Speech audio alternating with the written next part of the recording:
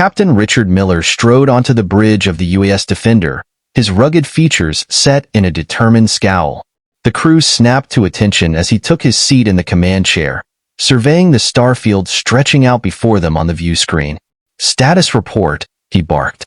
"All systems nominal, Captain," his first officer, Commander Ellie Rees, replied crisply. "We're on course for the rendezvous point with the Oran diplomatic envoy." Richard grunted in acknowledgement, his thoughts already racing ahead to the impending meeting.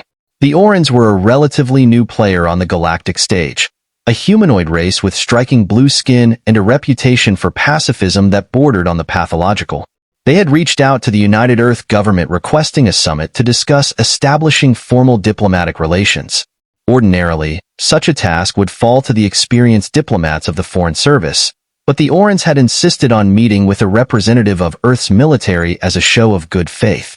And so, Richard had been pulled from his usual duties, patrolling the outer rim to play nice with the blue-skinned aliens. He didn't like it one bit. Richard was a soldier, not a diplomat. He knew how to fight, how to lead men and women into battle against the hostile races that threatened humanity's hard-won place among the stars. Politics and negotiation were foreign concepts to him, but orders were orders, and so here he was, preparing to welcome an Oran delegation aboard his ship and do his best to avoid causing an interstellar incident. "Captain, we're being hailed by the Oran vessel," the communications officer reported. "They're requesting permission to send a shuttle over to dock." Richard straightened his uniform jacket and stood. "Permission granted. Have a security detail meet our guests at the airlock and escort them to the conference room." He made his way off the bridge, mentally steeling himself for the task ahead.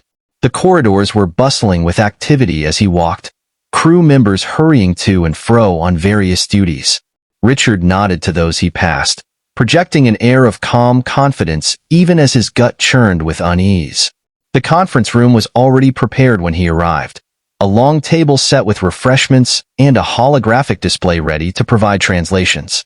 Richard took his seat at the head of the table and waited, drumming his fingers impatiently on the polished surface. A few minutes later, the door slid open, and the security detail entered, escorting a trio of Orans. Richard rose to greet them, taking in their appearance with a critical eye. They were shorter than the average human, with slender builds and delicate features. Their skin was a vibrant shade of blue, hairless and smooth. The one in the lead, a female judging by the swell of her chest beneath her tight-fitting white diplomatic uniform, had eyes of a startling violet hue and russet hair that contrasted beautifully with her skin tone.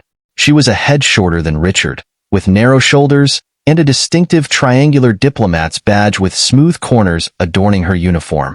"Captain Miller," she said, her voice cold and formal, "I am Ambassador Xandra Talon of the Oran Diplomatic Corps.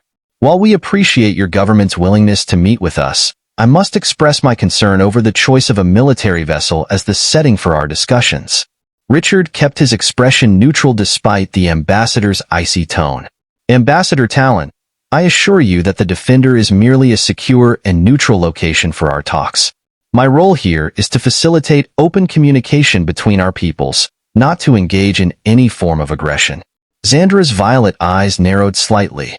"Be that as it may, Captain, the very presence of a warship sends a certain message, one that seems at odds with the spirit of diplomacy and understanding we had hoped to foster." "I understand your concerns, Ambassador," Richard said evenly, "but I give you my word as an officer and a representative of Earth that we come in peace and with the utmost respect for your people and your values." The Oran diplomat studied him for a long moment, her gaze searching. "Very well, Captain," she said at last. "Let us proceed with the talks and see if we can find common ground despite our differences." Richard gestured for the Orans to take their seats at the conference table, waiting until they were settled before sitting down himself. He watched as Xandra pulled out a sleek, translucent datapad and began tapping at the screen. "As you know, Captain, the Oran Confederacy has long maintained a policy of strict neutrality in galactic affairs," she began, her voice taking on a more formal cadence. "We have no desire for territorial expansion or military conquest. Our only goal is to foster peace and cooperation among all sentient species." Richard nodded, keeping his expression carefully neutral. "A noble goal, Ambassador." But surely you must realize that not all races share your peaceful ideals. There are those who would seek to exploit your neutrality for their own gain. Xandra's gaze sharpened. And you believe that humanity is the solution to this problem? That your military might is the key to maintaining order in the galaxy? I believe that every species has the right to defend itself and its allies, Richard replied, choosing his words carefully. The United Earth Federation is committed to upholding the principles of freedom and self-determination for all races. Sometimes that means taking a stand against those who would threaten those principles. The ambassador leaned back in her chair, studying him with a calculating look. And what of those who do not wish to be defended by humanity? Those who see your interventions as a form of aggression in their own right? Richard felt a flicker of irritation at her words, but he forced it down. We do not impose our will on others, Ambassador. We only intervene when asked, or when the safety and stability of the galaxy as a whole is at stake. Xandra's lips thinned. A convenient justification for military action, Captain. One that your government has used to expand its influence far beyond your own borders. With all due respect, Ambassador, the Federation's actions have always been in the interest of maintaining peace and security, Richard said, struggling to keep his tone even. We have no desire for conquest or domination. Xandra regarded him silently for a long moment, her violet eyes searching his face for any sign of deceit. Perhaps, Xandra said at last, her voice carrying a hint of skepticism, but your Federation's history of military interventions and expansionism gives us reason to be cautious. If you truly seek peace and cooperation, you must be willing to prove it through your actions, not just your words. Captain Richard Miller leaned forward, meeting her gaze squarely. I understand your concerns, Ambassador, and I assure you the Federation is committed to finding diplomatic solutions wherever possible. Our military is a shield, not a sword. We use it to protect, not to conquer. The Alwan diplomat's expression remained skeptical. And yet, the very fact that we are meeting on a warship rather than a neutral diplomatic vessel suggests that your government still relies heavily on military might to project its power. The Defender is merely a symbol of our strength and resolve, Ambassador, Richard countered. It serves as a reminder that we have the capability to defend ourselves and our allies if necessary. But it is not a threat, nor is it a reflection of our true priorities. Xandra studied him for a moment longer, then nodded slowly. I will grant that you seem sincere in your beliefs, Captain, but sincerity alone is not enough to build trust between our peoples. The Alwan Confederacy will need to see concrete evidence of your Federation's commitment to peace before we can consider any form of alliance. With that, she rose smoothly to her feet, her fellow delegates following suit. I believe we have said all that needs to be said for today. We will continue these discussions at a later date, once my government has had time to consider your words. Richard stood as well, frustration and disappointment warring within him. Of course, Ambassador. I look forward to our next meeting. He watched as the Awans filed out of the room, their white uniforms gleaming under the harsh lighting. As the door slid shut behind them, Richard let out a heavy sigh and sank back into his chair. That had not gone well at all. Despite his best efforts, the ambassador seemed determined to view humanity as a threat rather than a potential ally. He would have to find a way to change her mind, to prove that the Federation was truly committed to peace and cooperation. But how? Xandra's distrust and suspicion ran deep, and Richard had a feeling that winning her over would be no easy task. He would need to be patient, to find common ground where he could, and slowly build a foundation of trust and understanding. It was a daunting prospect, but Richard had never been one to back down from a challenge. He would find a way to make this work, to forge a lasting alliance between humanity and the AUUA Confederacy, even if it meant butting heads with a certain stubborn blue-skinned diplomat along the way. As the days turned into weeks, Captain Richard Miller found himself spending more and more time with Ambassador Xandra Talon, working tirelessly to bridge the gap between their two cultures. Their meetings were filled with heated debates and passionate discussions, each trying to make the other see their point of view. You can't just impose your will on other species and expect them to fall in line, Xandra argued during one particularly intense session. That's not how diplomacy works. Richard leaned forward, his eyes locked on hers. And you can't expect everyone to just sit back and let injustice and oppression go unchecked. Sometimes action is necessary to protect the innocent. Despite their differences, Richard couldn't help but admire Xandra's sharp intellect and unwavering dedication to her people. She was a formidable opponent, always ready with a counterargument or a fresh perspective that challenged his own beliefs. One evening, after a long day of negotiations, Richard found Xandra in the ship's observation deck, staring out at the stars. She looked tired, her shoulders slumped and her eyes distant. "Ambassador," he called softly, not wanting to startle her. She turned to face him, a small smile tugging at the corners of her mouth. "Captain, I didn't hear you come in." Richard moved to stand beside her, his gaze following hers out to the vast expanse of space. "It's beautiful, isn't it? Sometimes I come here just to remind myself of what we're fighting for. A universe where all species can coexist in peace and harmony." Xandra nodded, her expression thoughtful.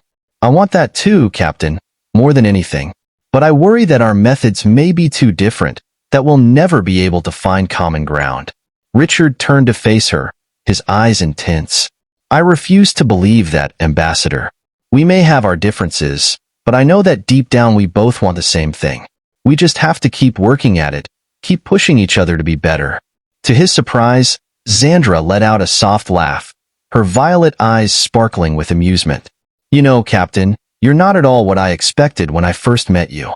I thought you were just another soldier, all bravado and no substance. But now, I see that there's much more to you than meets the eye." Richard felt a warmth spreading through his chest at her words, a sense of connection that he hadn't felt in a long time. "I could say the same about you, Ambassador. You've challenged me in ways I never expected, made me question things I thought I knew for certain." As the weeks passed, Richard began to notice subtle changes in Xandra's demeanor. She smiled more often, her laughter ringing out through the ship's corridors like a melody. She started seeking him out during her free time, engaging him in conversations that had nothing to do with their mission. One afternoon, they were in the ship's gym sparring with training staffs. Xandra was quick and agile, her movements fluid and graceful as she dodged Richard's attacks. "You're holding back, Captain," she teased, her eyes glinting with mischief. "Afraid you might hurt me?" Richard grinned, his competitive spirit rising to the challenge. "Not a chance, Ambassador. I just don't want to embarrass you in front of your delegation." They traded blows back and forth, their staffs clashing and clanging as they danced around each other. Richard found himself getting lost in the moment, his focus narrowing to the woman in front of him and the thrill of the fight. Suddenly, Xandra lunged forward, her staff slipping past his defenses and tapping him lightly on the chest. Richard stumbled back, surprised by the move. "Point to me," Xandra said, her voice breathless and her cheeks flushed. Richard shook his head, a rueful smile on his face. "I underestimated you, Ambassador. It won't happen again." Xandra's eyes softened, her expression turning serious. "I think we've both been guilty of that, Captain, of underestimating each other, of letting our preconceptions cloud our judgment." She took a step closer, her hand coming up to rest on his arm. Richard felt his pulse quicken at the contact, his skin tingling where she touched him. "But I'm starting to see things differently." Anara's voice lowered, becoming soft and intimate. "I'm starting to see you differently," she murmured. James swallowed hard, his mouth suddenly dry. "Anara, he began, but before he could finish, the ship's intercom crackled to life, summoning them both to the bridge. The moment was abruptly broken, and they stepped apart, the spell between them shattered as they made their way through the ship's corridors. James couldn't shake the feeling that something had shifted between them, that the professional distance they had maintained for so long was starting to crumble. Upon reaching the bridge, they were greeted by a flurry of activity. The view screen displayed a massive alien vessel, its hull bristling with unfamiliar weapons and a design unlike anything James had ever seen. "Report," he barked, slipping back into his role as captain. "Unknown vessel dropped out of hyperspace a few minutes ago, sir," his first officer replied. "They're not responding to our hails." James frowned, his mind racing with possibilities. "Ambassador, do you recognize the ship?" Anara shook her head, her expression troubled. "No, Captain. It's not one of ours, and it doesn't match any known species in our database." Suddenly, the ship rocked violently, throwing them off balance. Alarms blared, and the lights flickered as the Defender shuddered under the impact of enemy fire. "Shields up!" James shouted, gripping the arms of his chair. "Return fire! All batteries!" The bridge crew sprang into action, their fingers flying over consoles as they worked to defend the ship. James watched the view screen, his heart pounding as the alien vessel loomed larger and larger. Beside him, Anara gripped the edge of a console, her face pale but determined. "Captain, we need to find a way to communicate with them, to negotiate a peaceful resolution." James shook his head, his jaw clenched. "I don't think they're interested in talking, Ambassador. They fired on us without provocation." Another blast rocked the ship, sparks flying from overloaded circuits. James knew they couldn't take much more of this. They needed to find a way to even the odds. "Helm, bring us about," he ordered. "We need to get behind them. Target their engines." The Defender swung around, its thrusters flaring as it maneuvered to flank the enemy vessel. James watched the targeting reticle on the view screen, his finger hovering over the firing control. "Captain, wait!" Anara cried, her hand on his arm. "There's something strange about their energy signature. It's fluctuating in a way I've never seen before." James hesitated, torn between his instinct to attack and his trust in Anara's judgment. "What do you think it means?" She shook her head, her brow furrowed in concentration. "I'm not sure, but I have a hunch. Can you give me access to the sensor data?" James nodded, tapping a few commands into his console. Anara leaned over, her eyes scanning the readouts with lightning speed. "There!" she exclaimed, pointing to a spike in the energy readings. "That's not a weapon signature. It's a distress signal. They're not attacking us. They're calling for help." James stared at her, his mind reeling with the implications. If she was right, then they had been about to make a terrible mistake, one that could have cost countless lives on both sides. "Hail them again," he said, his voice rough with emotion. "Tell them we come in peace, that we want to help." The bridge crew worked frantically, trying to establish a connection with the alien ship. For a long, tense moment, there was nothing but static on the comm channels. Then, suddenly, a voice crackled through the speakers, the words garbled and distorted, but the meaning clear. "Please help us. Our ship damaged. Life support failing." James felt a wave of relief wash over him, mixed with a sense of shame at how close they had come to making a terrible mistake. He glanced over at Anara and saw the same emotions reflected in her eyes. "Ambassador, I need you to take the lead on this," he said, his voice steady and sure. "You're the expert on first contact situations. I'll have my crew standing by to provide any assistance you need." Anara nodded, her expression determined. "Thank you, Captain. I'll do my best to establish a dialogue and find out what they need." As she turned to leave the bridge, James caught her hand, squeezing it gently. "Anara, I don't know what I would have done without you. You saved us from making a terrible mistake." She smiled, her eyes soft and warm. "We saved each other, James. That's what partners do." With that, she was gone, leaving James to wonder at the depth of her feelings for him and the future that lay ahead of them. He knew that there would be many more challenges to come, many more obstacles to overcome, but with Anara by his side, he felt like anything was possible. Together, they could build a better future for both their peoples. As he watched her work, her voice calm and confident as she spoke with the alien crew, he knew that he would follow her anywhere, to the ends of the universe and beyond.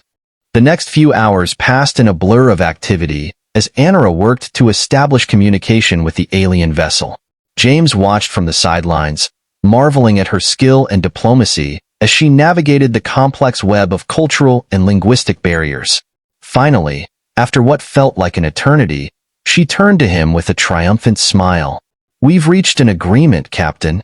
They're willing to accept our help in repairing their ship in exchange for sharing some of their technology with us." James raised an eyebrow, impressed by her negotiating prowess. "That's quite a feat, Ambassador. What kind of technology are we talking about?" Anara's eyes sparkled with excitement. They have a new type of shielding system, one that's far more effective than anything we've seen before. It could revolutionize our defensive capabilities. James nodded, his mind already racing with the possibilities. That's incredible. But are you sure we can trust them? We don't know anything about their culture or their intentions. Anara's expression turned serious.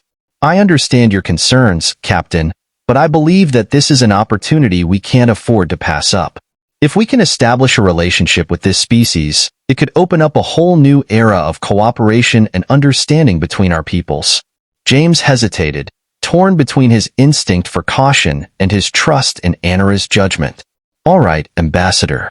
I'll have my engineering team work with yours to get their ship back online. Let's hope this is the beginning of a beneficial partnership for both sides. As Anara turned to coordinate with the engineering team, James felt a deep sense of gratitude and admiration for her. She had not only averted a crisis but also potentially opened a door to a brighter future. With Anara by his side, he felt ready to face whatever challenges lay ahead, confident that together they could overcome anything.